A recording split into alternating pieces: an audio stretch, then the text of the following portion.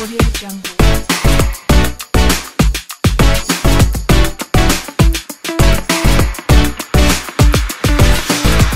Audio Jungle. Amis culturels, bonjour ou bonsoir selon l'heure à laquelle vous nous suivez. Benka Robinson vous revient avec l'émission Le Livre et son auteur.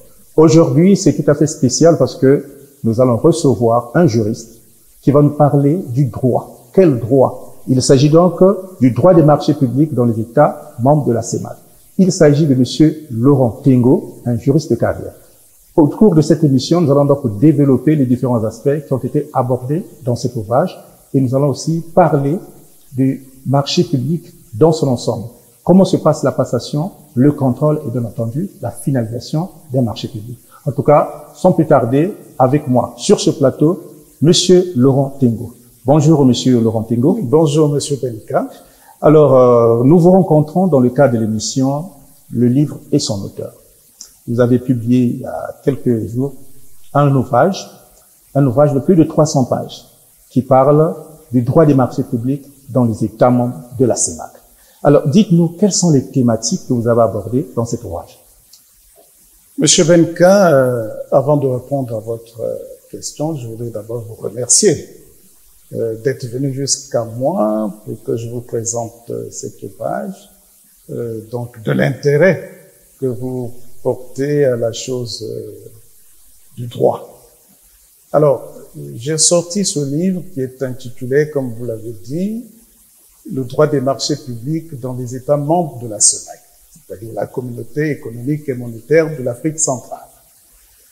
Alors là, j'ai commencé à m'interroger, à faire une analyse comparative des différents droits au sein de ces États de la CEMAC. Je tiens à vous signaler qu'ils sont au nombre de 6 États de la CEMAC.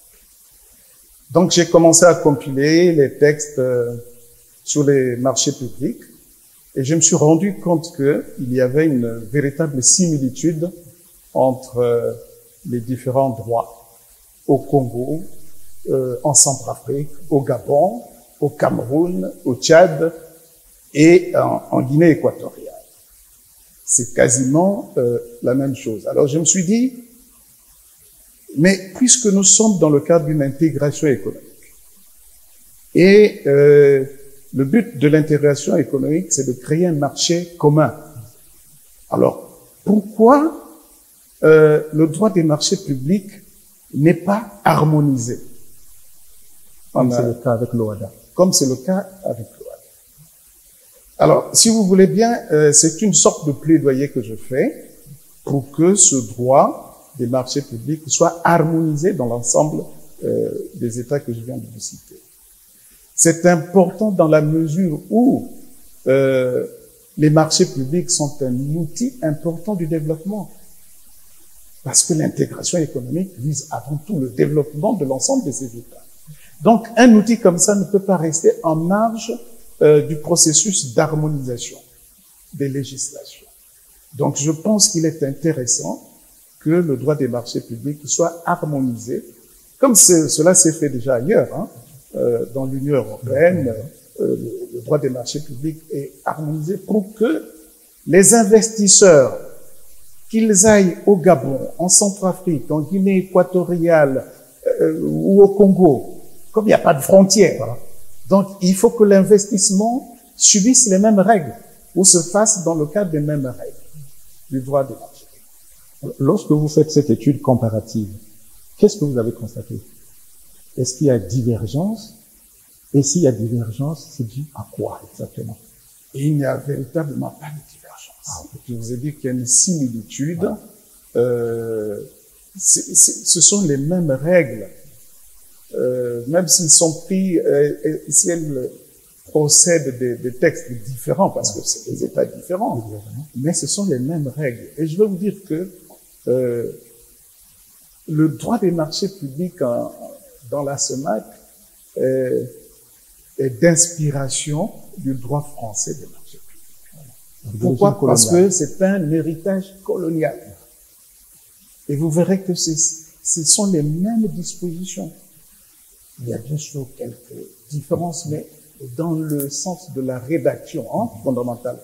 Mais sinon, c'est le même droit et qui, aujourd'hui, donne déjà une trame pour qu'on aille vers un droit communautaire de marché. Alors, lorsque vous parlez de l'héritage colonial, est-ce qu'on peut parler d'adaptation aujourd'hui? Parce que ces textes datent il y a longtemps, mais on a constaté quand même beaucoup de difficultés dans l'application de ces dispositions.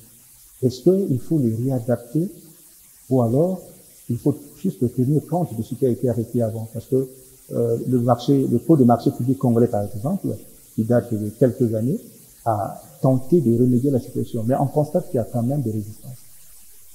Bon, il faut dire que ces États ont fait beaucoup d'efforts d'adaptation. Ouais. Il fut un moment, lorsque l'ensemble de ces États, à partir des années 1960, ont accédé à la souveraineté internationale, ils ont continué à appliquer le droit colonial des marchés publics. Et pendant longtemps, parce que le processus de création des droits véritablement nationaux a commencé dans les années 75. Au Congo, puisque parler du Congo, c'est en 1982 que le premier texte a été pris sur les droits des marchés. Et il vient d'être renouvelé en 2009. Vous voyez? Donc on peut... Et la Guinée équatoriale n'a jamais changé sa réglementation. Elle a gardé la réglementation issue de la colonisation. Vous voyez?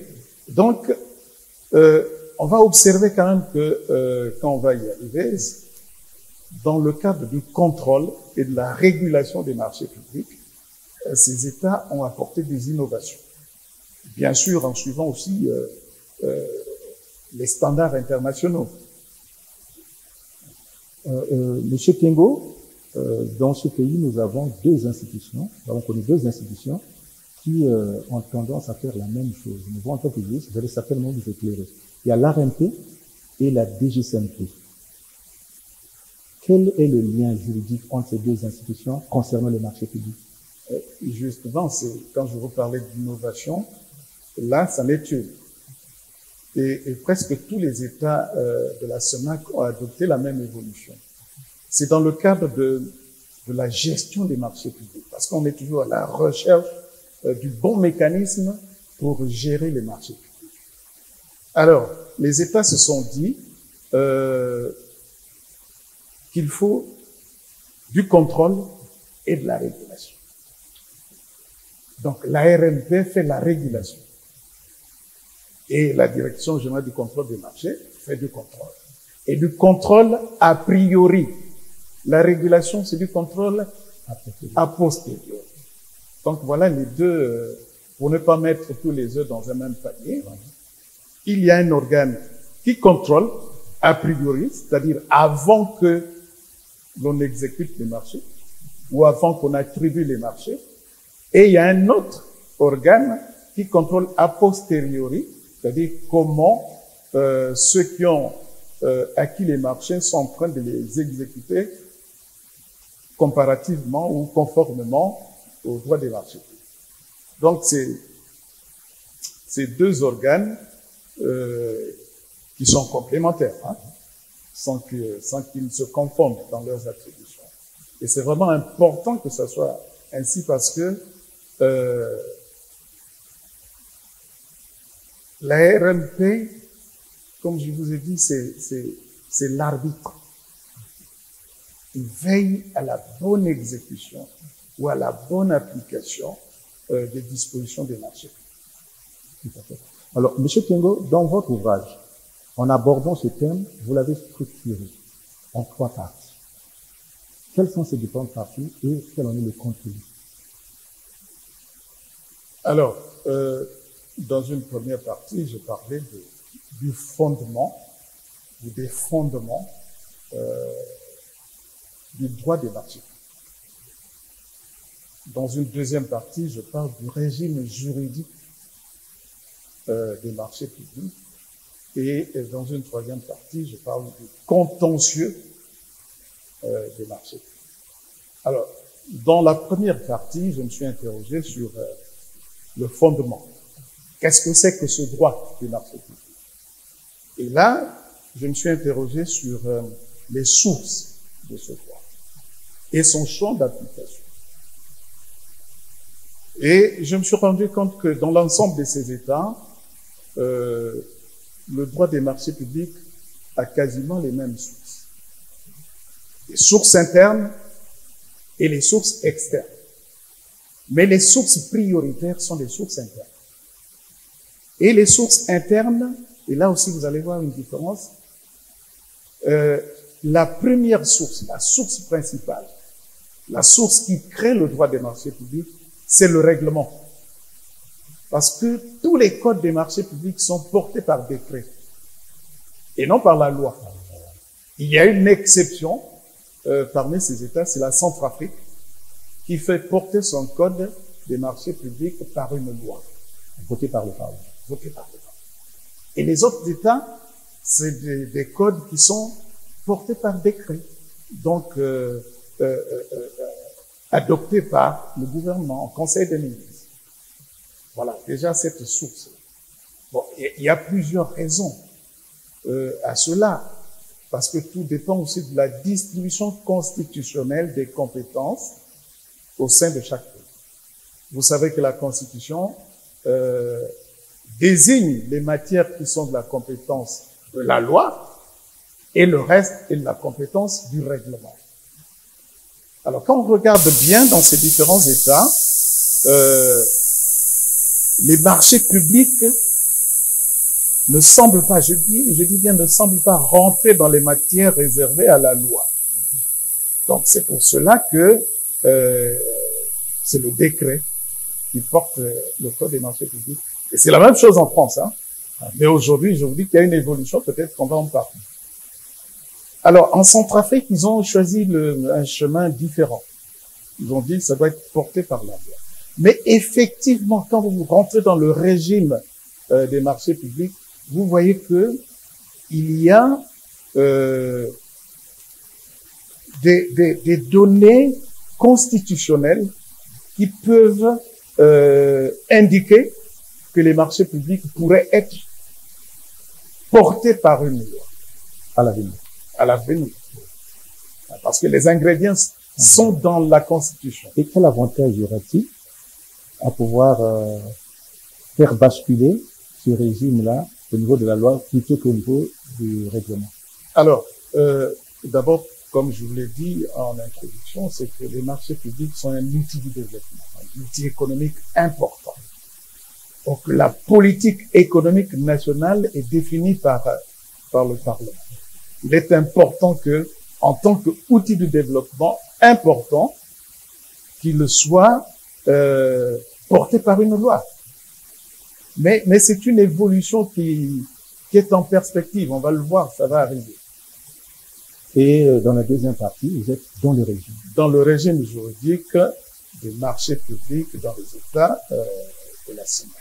Alors là, c'est le régime juridique, c'est l'ensemble des règles qui régissent la passation, l'exécution et la fin des marchés publics. Parce que tout ça, ce sont des étapes pour arriver à la conclusion et à l'exécution des marchés publics.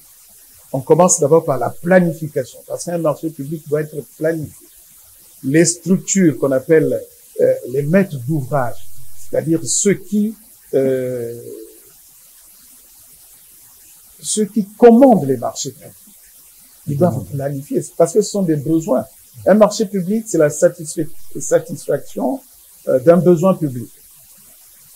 Donc, une administration qui a besoin de satisfaire son besoin public, pour le bénéfice des usagers publics, il doit planifier.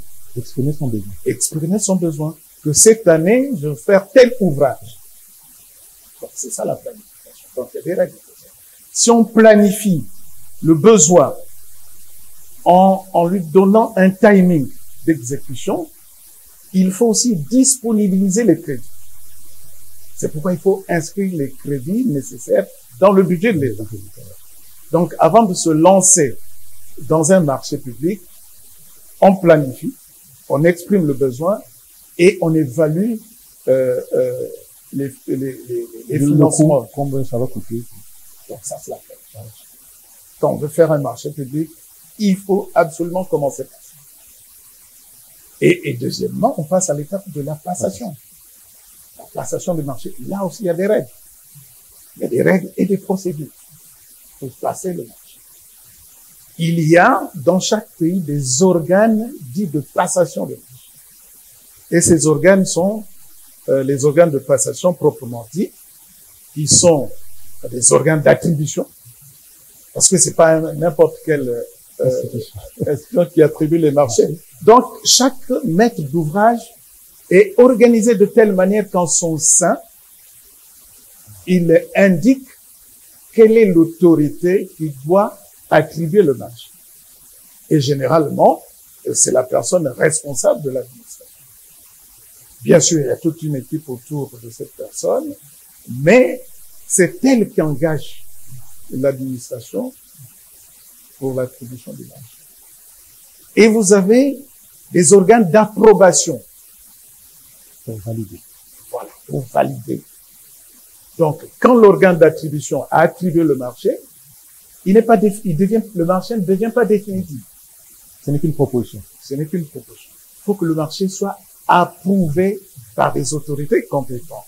Si vous prenez dans notre pays, les autorités d'approbation des marchés publics, c'est le président de la République et c'est le ministre des Finances. Mais tout ça par rapport au seuil des marchés qui sont déterminés.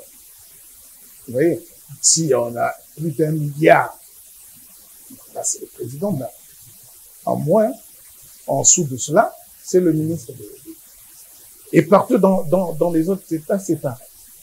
Bon, il y a un organe d'attribution, il y a un organe d'approbation, il y a un organe de contrôle, un organe de régulation.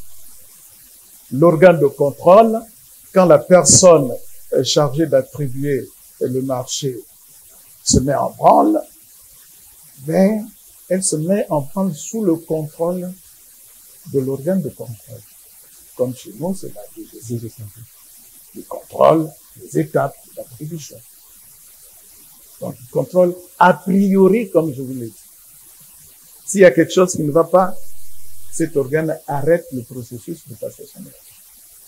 Alors, sans vous couper, M. Laurent Tendo, à ce niveau-là, on parle souvent du marché de gré à gré. Ça, c'est dans les procédures de passation. Alors, avant d'arriver aux procédures, il y a d'abord les règles de passation. La règle principale en matière de passation des marchés publics dans tous ces 6 États, c'est la libre concurrence. La libre concurrence. C'est-à-dire, il y a la liberté d'accès au marché. C'est-à-dire, n'importe qui, n'importe quel entrepreneur peut concourir, peut s'aligner pour être attributaire du marché. Il y a l'égalité des parties. Quand on ouvre un marché public, tous les soumissionnaires sont égaux. Il n'y a pas de privilégiés. Pas de privilégiés. Et la troisième sous-condition, c'est la transparence des procédures. C'est ça la libre concurrence. La norme. La norme. Et par rapport à ce principe général, vous avez des procédures qui s'adaptent. Si c'est la libre concurrence, la procédure de passation, d'attribution des marchés, c'est l'appel d'offres. C'est ça le principe. On fait un appel d'offres et l'entreprise qui veut soumissionner achète son dossier d'appel d'offres et puis soumissionne. Dans le gré à gré, il y a une catégorie de marchés qui font exception à la règle générale d'appel d'offres. C'est ce qu'on appelle le gré à gré, c'est-à-dire que le maître d'ouvrage sélectionne quelques entreprises qui sont à même de réaliser l'ouvrage public sollicité. C'est le gré à gré, c'est du direct. Parce que l'appel d'offres, on met toutes les candidatures et puis on choisit le mieux de ça. Donc, c'est ça la différence. Donc, après la planification, la passation, on passe à quelle étape? On passe au contrôle. Et le contrôle est dans la passation, si vous voulez. La passation, il y a l'attribution, il y a le contrôle, ce contrôle a priori, et il y a l'approbation. Et on passe à l'exécution. Si le marché est approuvé, il a subi tous les contrôles, le marché est devenu définitif. Donc, vous voyez, il y a une différence. Pendant cette procédure, l'entreprise choisie ou la personne choisie s'appelle attributaire du marché. Mais après l'approbation, ça devient le titulaire du marché. Il y a une nuance. Quand on est titulaire du marché, vous avez le marché, il faut maintenant l'exécuter. On passe à sous l'œil vigilant du contrôleur. Du contrôleur. Et là arrive maintenant le contrôleur a posteriori, l'organe de régulation, la RMP pour prendre le cas du cours, qui vérifie à chaque étape comment est exécuté le marché public. Alors, dans l'exécution des marchés publics, il y a un principe, c'est l'obligation d'exécution personnelle. C'est-à-dire que le titulaire du marché, il doit être à même, par lui-même, d'exécuter le marché. Vous ne pouvez pas être titulaire du marché public et le faire exécuter par quelqu'un. Le principe, c'est d'abord ça. Mais la sous-traitance, maintenant, il y a la possibilité que l'on donne au titulaire de sous-traiter quelques activités. Quelques activités. Mais on ne peut pas sous-traiter tout le monde. Le marché, c'est le titulaire. Il exécute. Maintenant, il y a des actes là-dedans qu'il peut sous-traiter, dont le titulaire n'a pas véritablement les compétences. De solliciter, c'est ce qu'on appelle la sous-traitance. Mais, sous la direction du titulaire du marché. Voilà. Et il y a aussi une autre notion qu'il faut vous dire, là, dans l'exécution, c'est la co-traitance. C'est-à-dire que, il peut y avoir plusieurs titulaires d'un même marché. Ils se mettent en groupement pour soumissionner et on leur attribue un dossier unique. Un dossier unique. Donc, ils sont obligés de le co-traiter ensemble. Et là, les conditions de traitement sont définies par les partenaires. Par le maître d'ouvrage. Le maître d'ouvrage. Et à quel moment on parle de la fin du marché? La fin du marché, c'est toujours, bon, on regarde les prescriptions. Parce que quand le marché, ce sont des prescriptions, hein. Je veux ceci, je veux cela. Je veux un pont là, je veux une école, je veux ceci, cela. Donc c'est défini. On donne les caractéristiques de l'école ou du pont qu'on veut. Et l'exécution se fait par rapport à ces prescriptions. Vous voyez? Donc le maître d'ouvrage ne peut pas vous demander de lui faire un pont et puis vous lui faites autre chose. Donc le titulaire est obligé d'exécuter le marché par rapport aux prescriptions qui sont dans le contrat. Lorsqu'il a fini, il s'adresse au maître d'ouvrage que j'ai fini.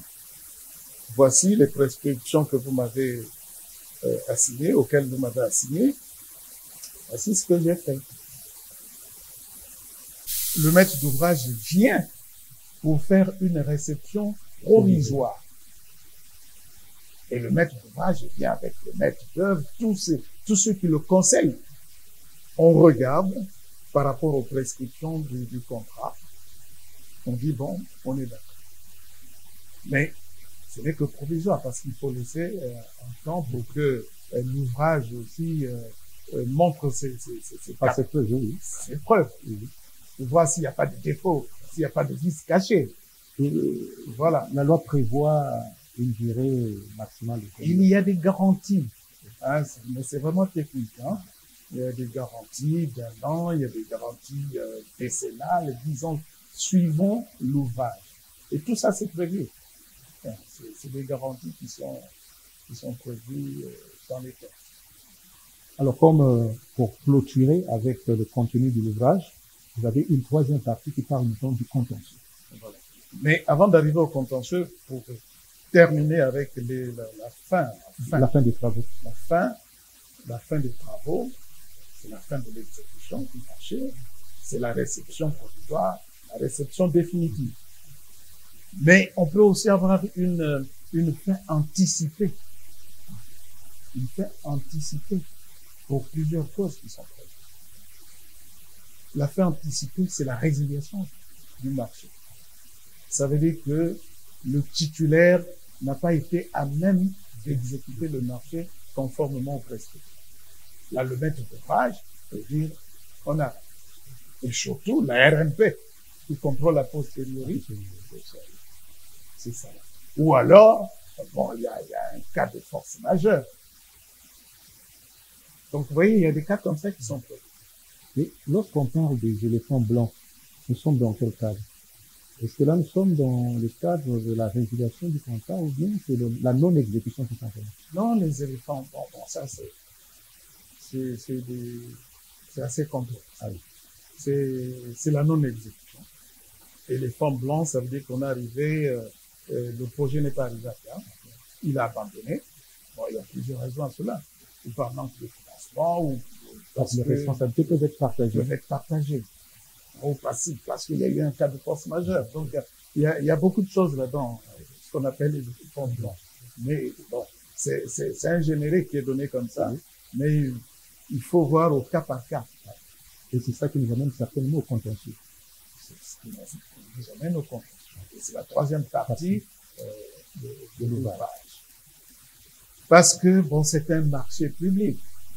Un marché public, c'est un contrat. Un contrat est toujours source de litige, source de conflit.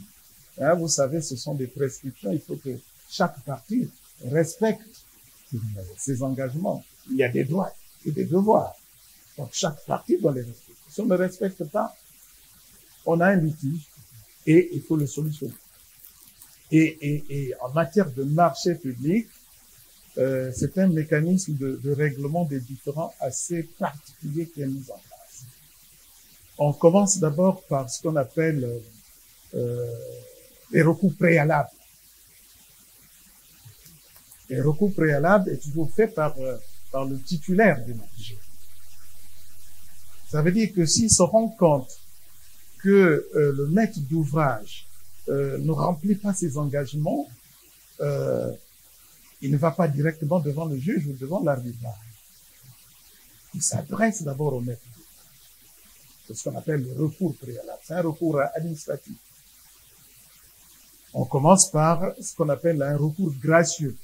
C'est-à-dire, on va devant l'organe chargé du marché public. Vous m'avez donné un marché, voici ce que je constate, ce qui ne va pas, prière de me régler cette question. Ça, c'est un recours gracieux. Non, si la personne responsable du marché ne répond pas favorablement à la requête du titulaire du marché, celui-ci peut s'adresser à son chef hiérarchique. Et là, on rentre dans le cas du recours hiérarchique. Là aussi, si ça ne marche pas, alors le titulaire s'adresse à l'organe de régulation, la RMP. Et la RMP, qui n'est pas partie au marché. Comme je vous l'ai dit tantôt, c'est un arbitre. Et la RMP a la charge de résoudre ces questions. De dire le droit. C'est vraiment un organe quasi juridictionnel. Parce qu'il va dire le droit et ses décisions engagent les parties. Il peut arriver aussi que, malgré la décision de la RMP, rien ne se fait. Alors là, le titulaire s'adresse aux juridictions. C'est ce qu'on appelle le recours juridictionnel. Et dans le recours juridictionnel, il peut s'adresser au juge ou à un arbitre. Aujourd'hui, il y a la possibilité que les personnes publiques soient traînées devant un arbitre. Et ça, c'est l'innovation qu'apporte le droit de l'OHADA. Parce que avant, il n'était pas question qu'une personne publique soit soumise à l'arbitrage d'un arbitre privé. Des intouchables. Maintenant, je veux dire, on a ouvert cette possibilité. Ou c'est devant le juge administratif, ou c'est devant un arbitre choisi. Mais là, maintenant, on rentre dans le cadre de l'exécution du droit Ouais. Donc tout ça est technique, mais Vraiment. Et à quoi aboutit souvent ce genre de litige lorsque vous avez mené cette étude, cette partie notamment de l'étude? Est-ce que ça finit toujours par des peines, des condamnations, ou est-ce que c'est vraiment une conciliation? Alors, il y a toute la panoplie. On commence par la conciliation. Ça, c'est surtout la RNP qui fait ça. Même le juge aussi peut le faire. Mais c'est surtout la RNP qui fait la conciliation. Si les parties s'entendent, on signe une transaction. Et le litige est apuré. Voilà, donc, il y a tout ça. Bon, si on n'arrive pas à la transaction, si la conciliation n'aboutit pas, là, on va maintenant il faut une décision de justice qui s'impose au cas. Et si le juge administratif décide que l'administration a tort, l'administration succombe. Elle paye les frais. Ils sont définis dans la décision de justice. Et vice-versa. Si c'est le titulaire qui a tort aussi, il est condamné à payer le dommage-intérêt. Donc, devant l'arbitre aussi, c'est la même chose. Très bien dit, Monsieur Kingo. Je pense que nous venons de passer en revue les 3 parties de cet ouvrage. À vous entendre parler, c'est vraiment des aspects très techniques, très techniques et juridiques qui nécessitent certainement beaucoup d'explications et de compréhension. Alors, la question qui me vient à l'esprit, c'est celle de vous demander à qui s'appelle cet ouvrage? À qui vous avez pensé particulièrement en écrivant cet ouvrage? D'abord aux autorités. Les autorités nationales des États qui devraient instruire d'autres autorités qu'on appelle les autorités communautaires. Déjà pour prendre en main cette question. Parce qu'il y va aussi du développement de ces différents États. Parce que vous savez, cela on l'a pas beaucoup dit, les marchés publics sont un foyer d'éclosion de la corruption. C'est un milieu corruptif. Vous allez même dire corruptogène. Gangréné par la corruption. Gangréné. Donc il faut que des textes clairs soient pris pour que les investisseurs soient sécurisés partout où ils se trouvent, dans n'importe quel pays. Ils savent que les règles sont claires. Et si c'est un marché au Congo, je connais les règles. En Centrafrique, je connais les règles. Je peux être à Bangui, à Brazzaville ou à Libreville, je serai soumis aux mêmes règles. Pour éviter des variations, donc parfois on se perd. Dans le brouillard des textes, on ne sait plus ce qu'on fait, et bon, ça peut laisser libre cours à toutes les actes de politique. Et c'est important que ce droit soit harmonisé. Avant de terminer, j'aimerais quand même que regarde avec tout cet aspect, plutôt parler d'un plaidoyer pour une harmonisation du droit des marchés publics en Afrique centrale. Quelles sont, d'après vous, les étapes qui peuvent amener à cette harmonisation? Puisque le texte, il est là, vous l'avez déjà orienté, mais la décision ne vous revient pas. Moi, je lance un pavé aux autorités, toutes les autorités compétentes de s'en saisir, s'ils le souhaitent bien, suivant leur agenda aussi. Mais je sais que c'est une préoccupation, même à leur niveau. Donc c'est important que les experts nationaux essaient d'avancer les cap pour qu'ils s'en saisissent. Pourtant, ce qui peut se faire, c'est que la commission, parce qu'il y a un gouvernement de la communauté qui s'appelle la commission, c'est un président de commission avec tous ses organes. Ils peuvent instruire les techniciens, ou ça peut être des propositions aussi des États au cours des réunions de la CEMAC, qui peuvent proposer, et puis les services techniques de la CEMAC s'en saisissent pour préparer les décisions de la CEMAC. C'est pas la première fois, il y a d'autres domaines qui ont été harmonisés. Il y a plusieurs projets communautaires qui ont déjà vu le jour. Donc celui-là ne viendra que s'ajouter. Donc à ce moment, l'étape qui restera dans ce genre de choses, c'est que la Commission prenne un règlement sur les marchés publics et qui va s'imposer dans tous les États membres de la Sénat. En tout cas, merci beaucoup, Monsieur Laurent Pingo, pour cette œuvre qui qu'on peut considérer déjà comme les prémices du droit communautaire en ce qui concerne le marché public en Afrique centrale. Alors, nous sommes arrivés presque à la fin de notre entretien. Je pense que nous aurons à revenir avec vous, envers vous, pour décortiquer un peu plus. Je vais faire la promotion parce que il s'agit aujourd'hui d'informer, d'alerter l'opinion publique pour que les gens se rendent compte qu'il y a urgence à pouvoir réglementer, harmoniser le marché, comme je l'ai dit, parce que aujourd'hui, le leitmotiv du président de la République, c'est la lutte contre la corruption. Et je pense que, en harmonisant les marchés publics, on ferait un grand pas dans ce sens. Alors, pour clôturer cet entretien, votre dernier mot, vous l'adressez à qui et pourquoi? Dans mon dernier mot, je l'adresse d'abord à vous. Quand il s'agit d'un plaidoyer, il faut communiquer. Il faut présenter l'objet du plaidoyer. Et vous me donnez cette occasion de le faire. Je suis très touché parce que sinon, bon, on écrit un livre comme ça, il reste dans le tiroir. Il faut le faire connaître. C'est ça qui est le plus important. Et c'est ce que vous avez fait et je vous en remercie. L'autre mot, bon, c'est les autorités nationales et les autorités communautaires. D'aller maintenant, franchement, à l'harmonisation du droit des marchés publics dans l'espace Sénat.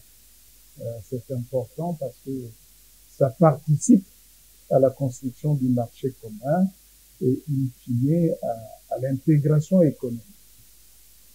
Parce que l'intégration économique, c'est une notion différente de la coopération.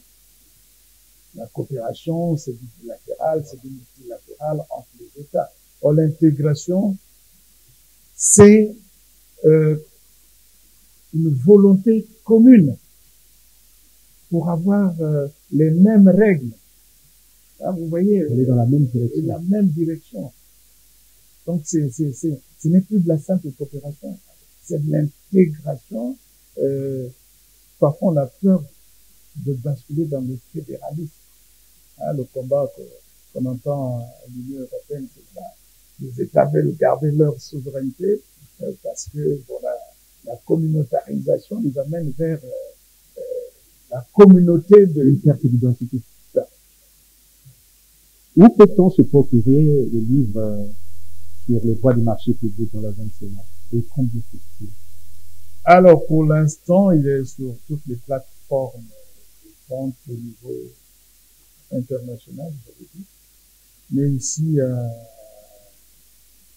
au Congo, on peut le trouver à la FNAC. Là, au casino, là.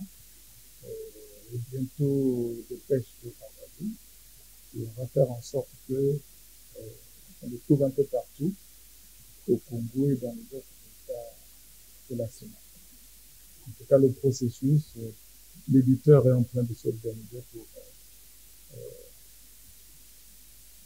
le rendre visible.